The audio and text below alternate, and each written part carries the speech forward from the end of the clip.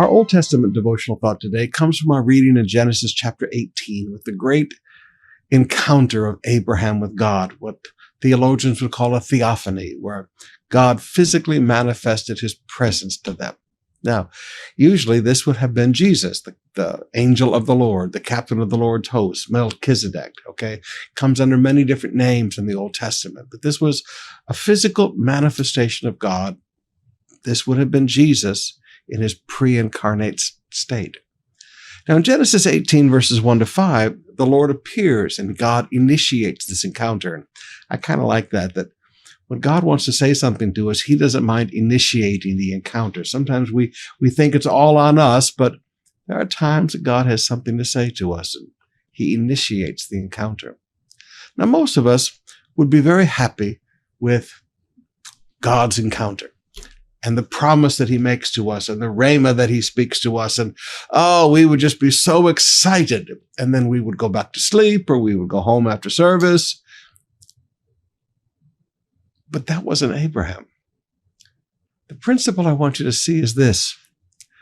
When you press in to learn beyond the promises, he'll teach you more. Let me say that again. When you press in to learn past the promises, you begin to learn more about a lot of things. Now in verses 16 to 21, Abraham went out with them to send them on their way. He shows them respect. He says, all right, you've made me beautiful promises. I'm not going to say goodbye, see you later, and go back inside my tent and rejoice in the promise. Instead, it says he went with them to send them on their way. As a sign of respect, he escorted them out. Many times when I visit you in your homes, one of the young people will walk me down the street to the next house. Why do you do that? It's a thing of respect. We've all been taught this since we were children. We walk somebody on to the next place. Now, this is what Abraham did. He began to walk with God and these other angels who were with him, and he was showing respect. Now, as he walked with them, the Lord said, should I hide my plan from Abraham? Starting in verse 17. Now, notice the things because Abraham pressed in past the promises, what he learned. He learned that God had a plan. He learned his own future.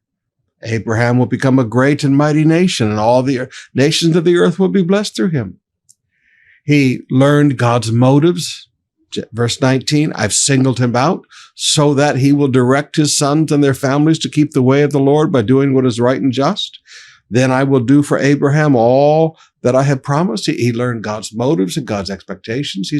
God said, I've done this so that he would be careful to raise his family well. Sometimes you need to realize that God has made great and precious promises to you so that you will direct your children well. And he learned God's character. Verse 18 to 21. He said, I have heard a great outcry from Sodom and Gomorrah because their sin is so great. I'm going down to see if their actions are as wicked as I have heard, and if not, I want to know. Now he learned something about God he has no comprehension of. He learned that God is not just the blesser. He learned that God is not just good. He's learned that God is also the judge, and that God holds people accountable for their actions. Now, this was a new revelation for Abram. The only thing he had ever known of God was goodness and blessing. He didn't know the fact that God was also a judge. And there are many Christians today because they park at the promises and they don't press in to know more about God. They get really shocked when God does an act of judgment because they don't realize God is also just. God is also holy. And God also holds this world accountable for its sins and for its actions. So now we have the third stage. The first stage was God's initiation and the promises are made. The second stage, Abraham walks with him. He learns about God's character. He learns about God's motives. He learns about God's expectations. He learns about God's plan. Now the third stage, this is when he's a little confused about God. Verses 22 and 23. But the Lord remained with Abram, and Abram approached him and said, will you sweep away both the righteous and the wicked? Now, I don't think he's just thinking about his nephew Lot down there, Okay? Lot's righteous soul was vexed by his sin. So Lot did live a righteous life. But I don't think he was just thinking about Lot. He'd seen something about the character of God, and he had a question. Lord, will you sweep away both the righteous and the wicked? And then he kept pressing in. He said, all right, Lord, will you spare the righteous? Will you spare a city if there's 50, 45, 30, 35, 25? He gets all the way down to 10, and then he stops. Now, why did he stop with 10? He doesn't think that there's enough in Lot's family to compile 10. Lot, his wife, his 2 daughters.